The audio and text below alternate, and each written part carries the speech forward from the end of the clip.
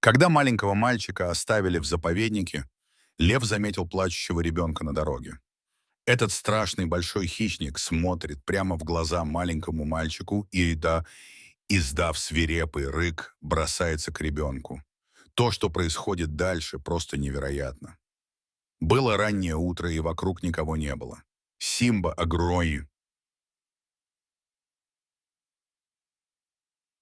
огромный лев, расхаживал по заповеднику, и утренний ветерок развевал его великолепную гриву. Внезапно он остановился и встретился взглядом с маленьким мальчиком. Заплаканные щеки ребенка покраснели и припухли, когда он посмотрел на большого хищника слезящимися глазами. Лев поднял голову и зарычал, свирепо оскалив зубы. На грунтовой дороге. Маленькому мальчику некуда было бежать. Симба снова зарычал и уставился на ребенка. В его глазах вспыхнул гнев. Симба жил в заповеднике с тех пор, как Фрэнк, смотритель дикой природы, спас его детенышем. Фрэнк нашел Симбу, прижавшегося к безжизненному телу своей матери, после того, как на нее напали браконьеры. Детеныш был слишком мал, чтобы жить без матери, поэтому Фрэнк вырастил его сам, вставал в любое время суток, чтобы покормить его и присмотреть за ним. Фрэнк работал в заповеднике с 16 лет, поэтому понимал, как важно скорее познакомить Симбу с другими львами, пока он не стал слишком зависеть от людей. В большом заповеднике было несколько львиных прайдов, и Фрэнк просто надеялся, что одна из опытных мам возьмет Симбу к себе. Поэтому, как только детеныш достаточно окреп, рейнджер поместил его к помету львицы, у которой только что родился третий детеныш. Она была яростной защитницей, но при этом одной из самых нежных львиц, которых Фрэнк когда-либо встречал. К счастью, львица приняла Симбу. Фрэнк был очень доволен результатом, и в течение следующих нескольких лет он наблюдал, как Симба рос и отделялся от прайда. Львы-самцы были одиночками, и покидать безопасную территорию прайда в первый раз всегда было опасно. Фрэнк знал, что шансы Симбы на выживание в заповеднике были выше, но все же оставался шанс, что он столкнется с более доминирующим самцом, и эти двое будут драться за территорию или самок. Фрэнку больше всего в работе. В заповеднике нравились львиные прайды, и он всегда внимательно следил за Симбой. Спасший его еще детенышем, молодой рейнджер был лично заинтересован в выживании льва. Но вскоре Симба совершил то, чего рейнджер и представить себе не мог. Несмотря на трудное начало своей жизни, Симба, казалось, хорошо зарекомендовал себя в заповеднике. Благодаря своей храбрости, свирепому настрою и огромным размерам, он вскоре стал одним из самых доминирующих самцов в заповеднике.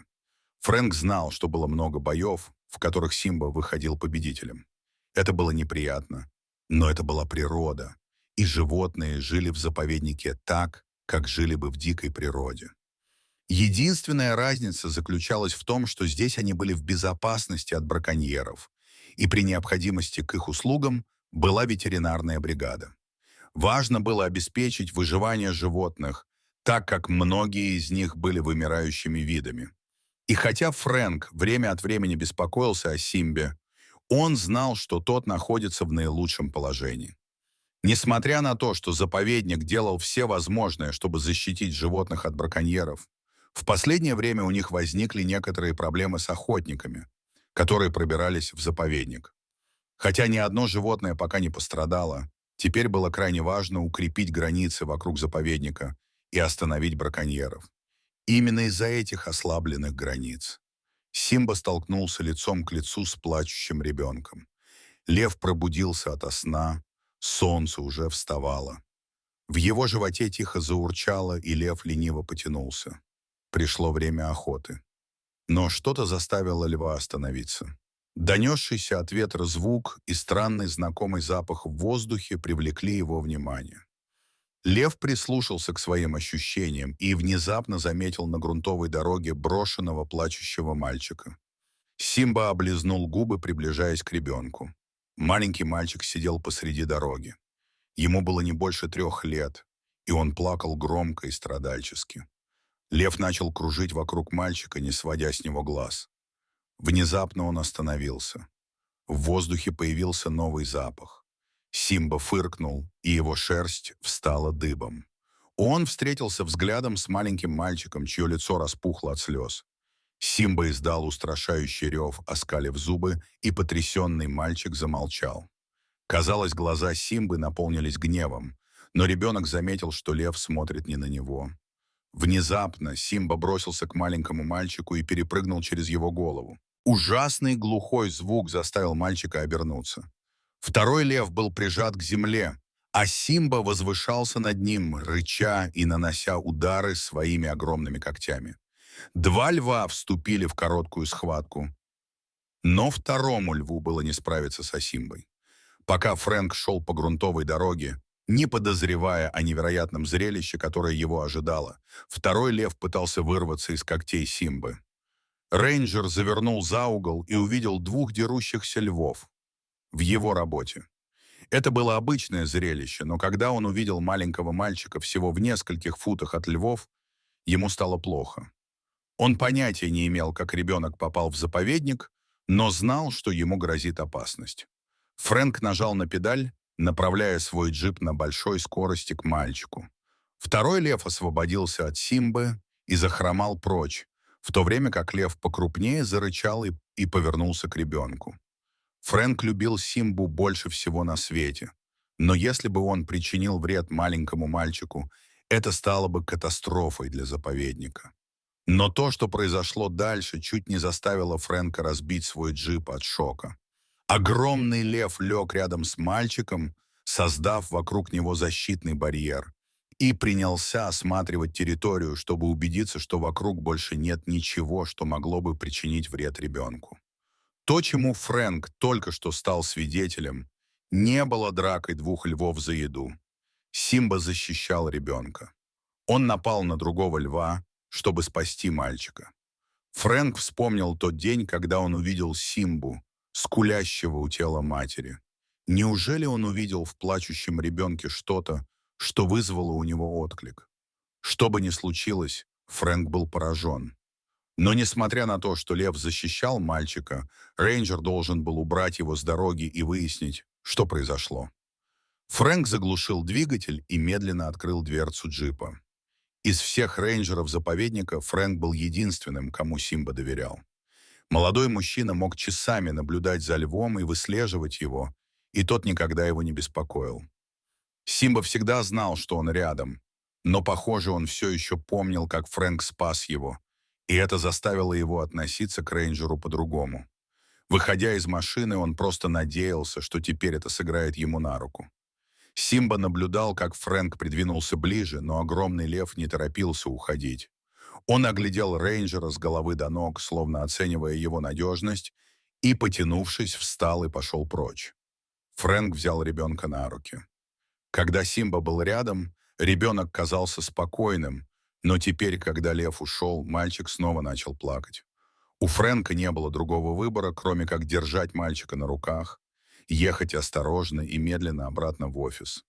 Все это время его мысли лихорадочно метались. Почему его бросили на дороге?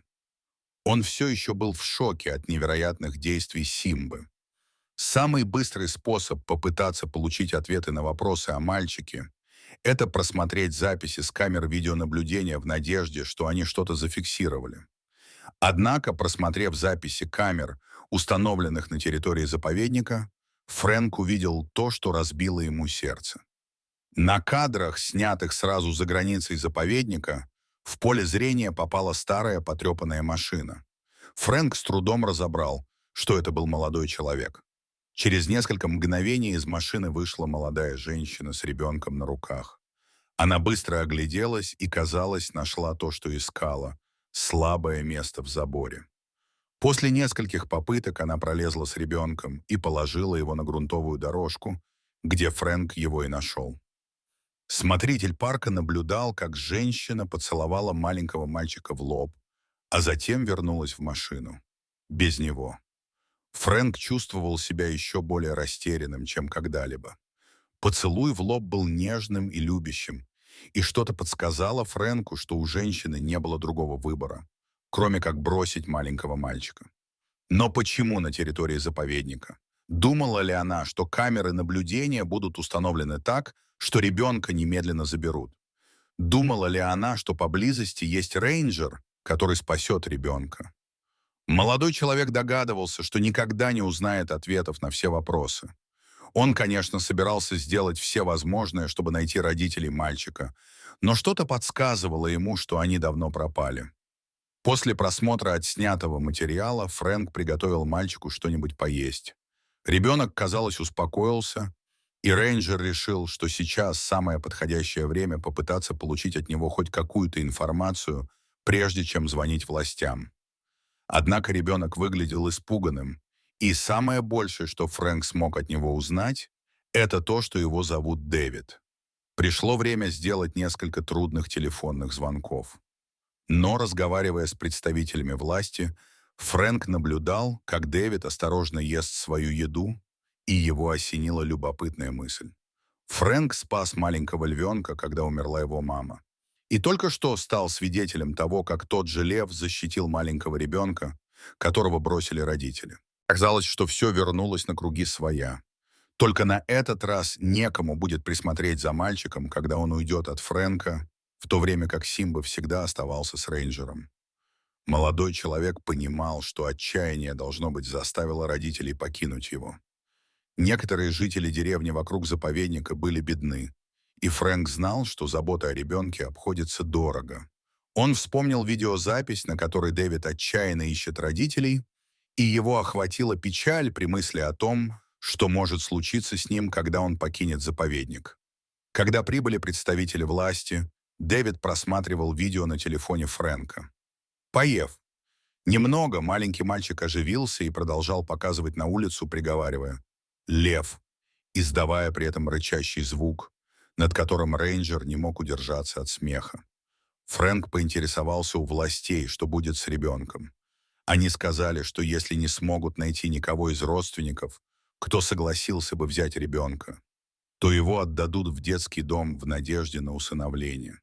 Казалось, что для маленького ребенка это такие большие перемены и потрясения, и Фрэнк не хотел думать о том, как это повлияет на него. Тогда молодой рейнджер вызвался позаботиться о ребенке, пока власти будут искать его семью. Это был безумный шаг. У него не было опыта ухода за детьми, но маленький мальчик покорил его сердце так же, как Симба много лет назад. Однако всего несколько дней спустя Фрэнк получил плохие новости. Семью Дэвида найти не удалось. Маленького мальчика придется отправить в приют. Рейнджер пристально посмотрел на мальчика. За такой короткий промежуток времени он так хорошо освоился, а буквально вчера Фрэнк взял его на прогулку посмотреть на львов, и мальчик завизжал от восторга при виде бегающих львят. Фрэнк знал, что позже в жизни у Дэвида возникнут вопросы о том, почему его бросили, и хотя никто никогда не сможет ответить ему, наверняка найдется кто-то, кто скажет ему, что родители любили его. Кто-то, кто мог бы рассказать ему, как храбрый лев защитил его и спас ему жизнь. Этим человеком был Фрэнк. Молодой человек принял решение. Приюта для Дэвида не будет. Рейнджер усыновит его. Следующие несколько месяцев были трудными, так как Фрэнк проходил долгий процесс усыновления, чтобы стать законным опекуном Дэвида. Но, наконец, отец и сын отправились на прогулку, чтобы посмотреть на львов и отпраздновать вместе их новую главу в жизни. Неподалеку от того места, где был найден Дэвид, Симба грелся в лучах вечернего солнца. Когда джип медленно проезжал мимо, лев заметил маленького мальчика, который смотрел на него через окно. Симба лениво поднял голову, чтобы посмотреть на человека, который теперь спас не только его, но и маленького мальчика. Фрэнку не терпелось рассказать сыну всю историю Симбы, как только тот станет достаточно взрослым, чтобы понимать. Дорогие зрители, что бы вы сделали на месте Фрэнка? Расскажите, пожалуйста, в комментариях. А если вам понравилось это видео, то ставьте лайк и подписывайтесь на наш канал. До свидания.